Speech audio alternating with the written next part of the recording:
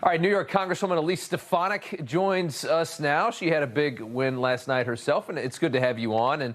And congratulations on your victory. And I just want to start off by saying that Trump overperforming in these blue states all over the place. Last night, Trump only lost the state of New York by 11 points. That cut his 2020 margin by half.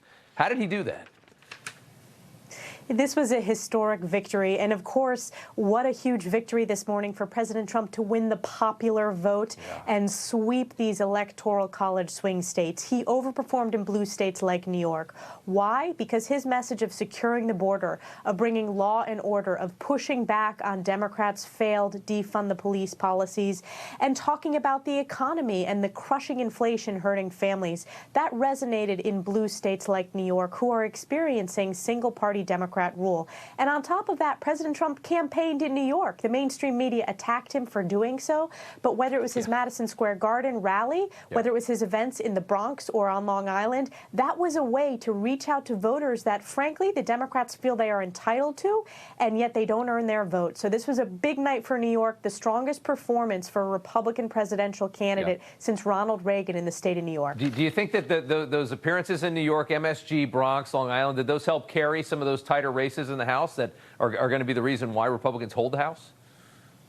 You know, it did, and Democrats really brought out all the stops to attack Republicans. They tried to illegally gerrymander the districts. We fought back successfully in that. They wanted to pick up 5 to 7 seats. We were able to keep that number as low as possible. And President Trump has strong coattails. In the case of Mike Lawler's district and Nick LaLota's district, those are hard-fought districts with excellent candidates with President Trump at the top of the ticket. That was key to holding these races and really to seeing this surging of support. Whether it was in Queens, the Bronx, President Trump overperformed.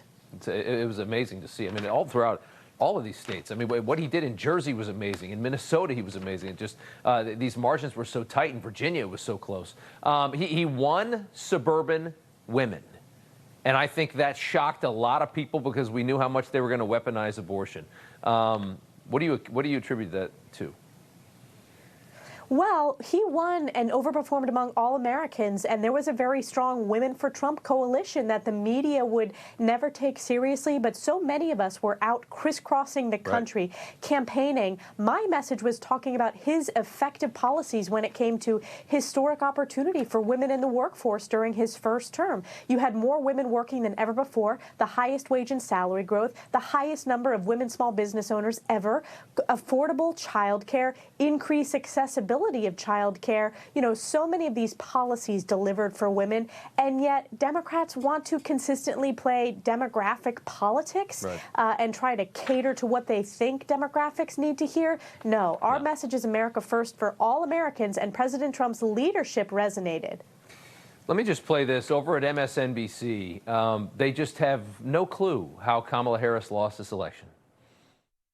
This really was an historic, flawlessly run campaign. She had Queen Latifah never endorses anyone. She came out and endorsed. You know, I mean, she had every prominent celebrity voice. She had the Taylor Swift, she had the Swifties, she had the Beehive. Like, you could not have run a better campaign in that short period of time, and I think that's still true.